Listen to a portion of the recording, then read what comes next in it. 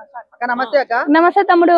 Toxic cinema రాబోతుంది. అయితే recent గా ఒక సాంగ్ వచ్చింది, చాలా రొమాంటిక్ ఉందన్నమాట ఆ సాంగ్.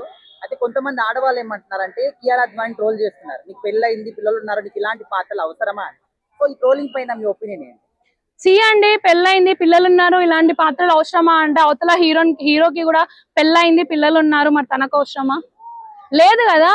ఒక క్యారెక్టర్ ఇచ్చినప్పుడు మనం ఒక మూవీకి మనకు ఒక మూవీ మనకు అసైన్ చేసినప్పుడు దానికి 100% ఎఫర్ట్స్ పెట్టి బయటికి తీసుకొచ్చి అవుట్పుట్ అనేది వాళ్ళు ఎంత స్ట్రగుల్ పడ్డారో మనం చూడం. వాట్ ఎవర్ వాళ్ళ పర్సనల్, బట్ అవుట్పుట్ అయితే బయటికి తీసుకొచ్చారు కదా ఎంతో కొంత.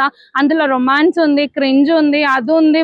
ఒక మూవీకి కావాల్సింది ఎంతైతే కంటెంట్ కావాలో ఆ కంటెంట్ అనేది బయటికి రిలీజ్ చేసిర్రు వాళ్ళు. మనం చూడాల్సింది అక్కడ ఉన్న కంటెంట్, ఎన్విరాన్మెంట్.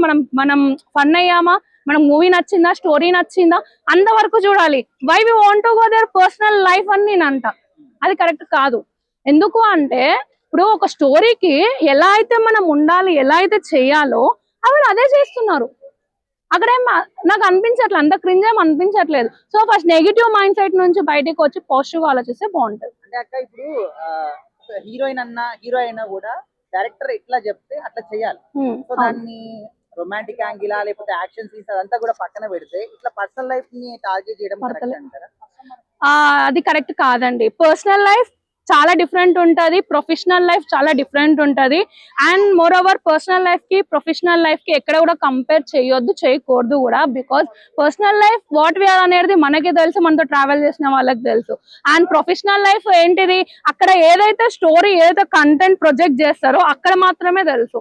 సో దాన్నే జడ్జ్ చేయాలి. పర్సనల్ లైఫ్ ని తీసుకొచ్చి ఆ స్టోరీని తీసుకొచ్చి రెండు మిక్స్ చేసి అవి వాళ్ళని నెగిటివ్ గా చేయడం అనేది కరెక్ట్ కాదు. అండ్ పెళ్ళైంది పిల్లలు ఉందంటే సో కంటెంట్ ఏదైనా కంటెంట్, మూవీ ఏదైనా మూవీ, తన హీరోయిన్ తనకు నచ్చింది స్టోరీ, వాళ్ళ హస్బెండ్ కి నచ్చింది, వాళ్ళకంతా ఓకే. మనం ఎవరమండి డఫ్లేగాలం.